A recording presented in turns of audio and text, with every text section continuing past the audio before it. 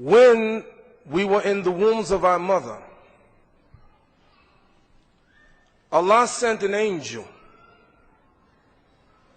and told the angel to write 4 things. بِأَرْبَعَ كَلِمَاتٍ. The sustenance, the jobs that we have, the money that we make, the houses that we have. It was written then, not yesterday, not when you graduated from school, not when you first got that job, but it was written right there in the wombs of your mother, in the work that we would do, and how long we would live. And then Allah told the angel to write this word or that word, Sa'idun, Shaqiyun. Either we will be happy or miserable. And all that we do must come down to this issue, nothing else. I don't care how much money you have, how happy you think you are on this earth now, but the reality is, it all boils down to this. You're going to be shaqiyun, you're going to be miserable, or you're going to be sa'id, you're going to be happy. We must begin in Jannah. We must. And Allah will never change the condition of a people until they first change what is within themselves. We must begin right. We must begin in Jannah. We must begin in Fitrah. Always, we must begin right. And somewhere along the line, we change because we disobey Allah.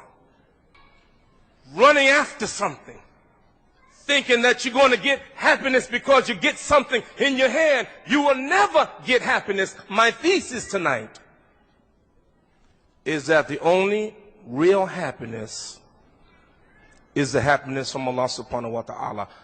Sometimes it is not our condition, but how we view our condition. Sometimes it looks very difficult for us and very dark for us until we translate, understand, and interpret. I conclude with this. Our Prophet Ibrahim alayhi salatu wasalam left his wife Hagar and his son in the desert,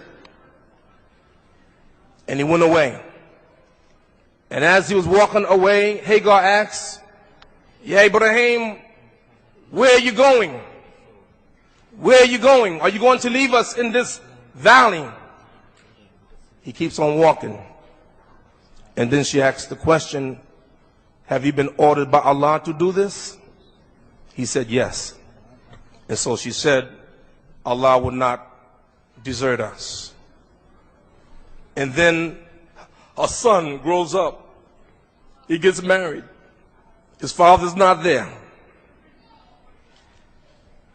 One day he goes away to work. Ibrahim alayhi salatu wasalam comes to visit. He asks a few questions. "How is your condition?" She goes on to complain that it's very bad, it's very miserable. Prophet Ibrahim said that when your husband comes, give him the salams and tell him to change the threshold of his gate. He goes away. Ishmael comes. He feels something. "Did you get a visit?" "Yes, a man came. And he told me to say to you, Assalamu alaikum, and change the threshold of his gate." He said, "Woman, that was my father. And you are the threshold of my gate. And he told me to divorce you. Go home." And then he married another woman. Prophet Ibrahim alayhi salatu wasalam came to visit her when her husband Ishmael was gone.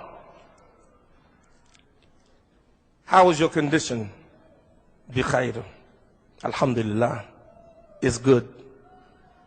Abraham alayhi salatu wasalam said, "Give your husband salams and tell him to keep strong the threshold of his gate."